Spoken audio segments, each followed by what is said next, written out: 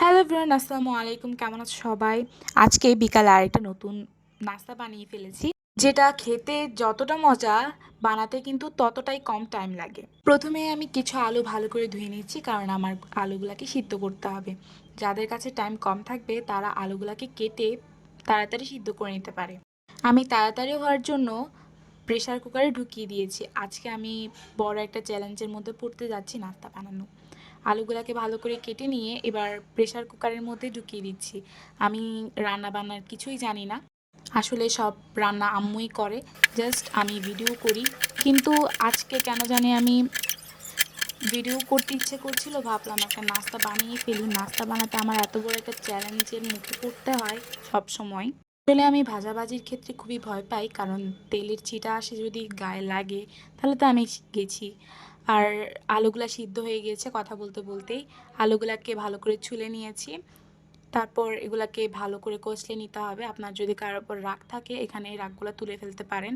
এবার ভালো করে এগুলো কষলে হাত দিয়েও ভালো করে মেখে নিতে হবে, যাতে কোনো রকমের আলুর দানা দানা ভাব না থাকে। একদমই মিহি করে মেখে নিতে হবে।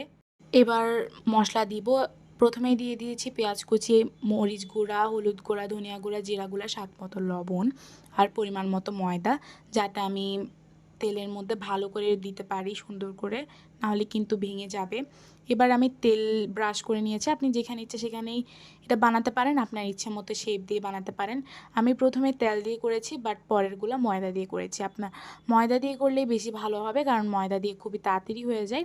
তো আমি এগুলা বানিয়েছি। আমি কিছু গোল গোল করে করেছি কাবাবের মতো, আর কিছু চারকোনা করে করেছি। আপনার যেরকম ইচ্ছে সেরকমই করতে পারেন। দেখতে কিন্তু অনেক সুন্দর লাগছিল। এবার ভাজার পালা। ভাজার পর বোঝা যাবে যে খেতে কেমন হয়। নাস্তা বানাতে বানাতে কিন্তু আমার পুরা বিকেল হয়ে গেছে, মানে অন্ধকার হয়ে গেছে বাইরে।